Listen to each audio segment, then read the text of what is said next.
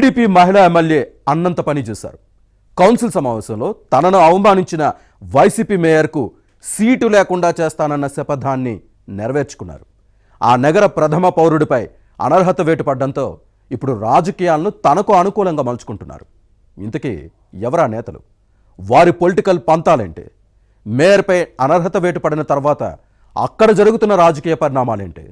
వేగంగా మారుతున్న సమీకరణాల్లో భాగంగా ఇన్ఛార్జ్ మేయర్ సహా కొందరు వైసీపీ కార్పొరేటర్లు తెలుగుదేశంలో చేరేందుకు సిద్ధమయ్యారా? ఇంతకీ ఏ నగరపాలక సంస్థలో ఇదంతా జరుగుతోంది? What's this inside story?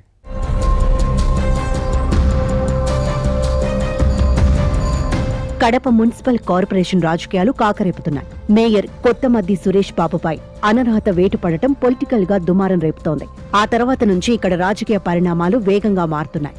పరిస్థితిని అనుకూలంగా మార్చుకునేందుకు టీడీపీ పావులు కదుపుతోంది. వైసీపీ కార్పొరేటర్లు తెలుగుదేశం పార్టీలో చేరేందుకు సిద్ధమవుతున్నారన్న ప్రచారం జరుగుతోంది. ఇక అధికారాన్ని అడ్డం పెట్టుకుని అవినీతి, బంధుప్రీతికి పాల్పడిన సురేష్ బాబు తన పదవికి ఎసరు తెచ్చుకున్నారు. నిబంధనలకు విరుద్ధంగా కుటుంబ సభ్యులు నిర్వహిస్తున్న సంస్థకు కాంట్రాక్టులు అప్పగించి విజిలెన్స్ విచారణలో అడ్డంగా దొరికిపోయి చివరికి లబోదిబోమంటున్నారు. వైసీపీ పాలనలో కడప మేయర్గా సురేష్ బాబు ఆడిందే ఆట, పాడిందే పాట అన్నట్టుగా సాగింది. తాను చెప్పిందే వేదం అన్నట్టుగా వ్యవహరించారు. కానీ కూటమి ప్రభుత్వం వచ్చిన తర్వాత సీన్ రివర్స్ అయింది. కడప టీడీపీ ఎమ్మెల్యే మాధవిరెడ్డితో గొడవలు పెట్టుకుని మేయర్ పదవికి ఎసరు తెచ్చుకున్నారు సురేష్ బాబు. ఈయన అవినీతి, బంధుప్రీతిపై ప్రభుత్వానికి ఫిర్యాదు చేయడంతో విచారణ జరిపిన మున్సిపల్ పరిపాలనా శాఖ అధికారులు ఇప్పుడు చర్యలు తీసుకున్నారు.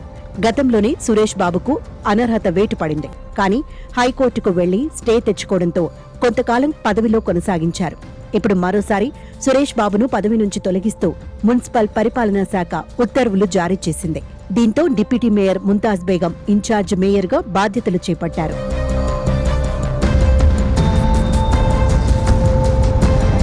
కడప కార్పొరేషన్ వైఎస్ కుటుంబానికి కంచుకోట.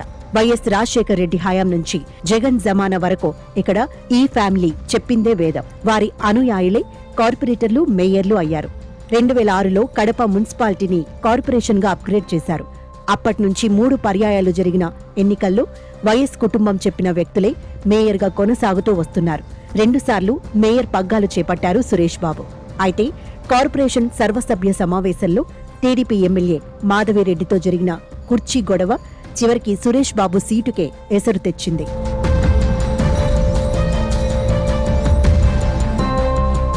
కూటమి ప్రభుత్వం అధికారంలోకి వచ్చిన తర్వాత జరిగిన మున్సిపల్ కార్పొరేషన్ సమావేశంలో మేయర్ సీటు పక్కనే టీడీపీ ఎమ్మెల్యే మాధవిరెడ్డికి కుర్చీ వేశారు.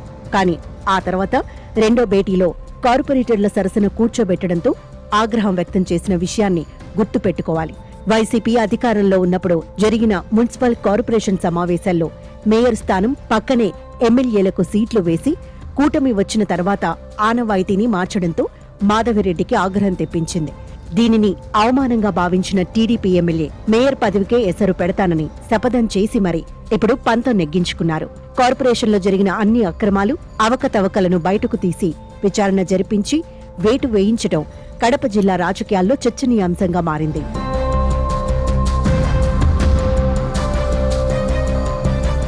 ఇక మేయర్పై అనర్హత వేటు పడిన తర్వాత సురేష్ బాబుకు టీడీపీ ఎమ్మెల్యే మాధవిరెడ్డికి మధ్య మాటల యుద్ధం జరుగుతోంది.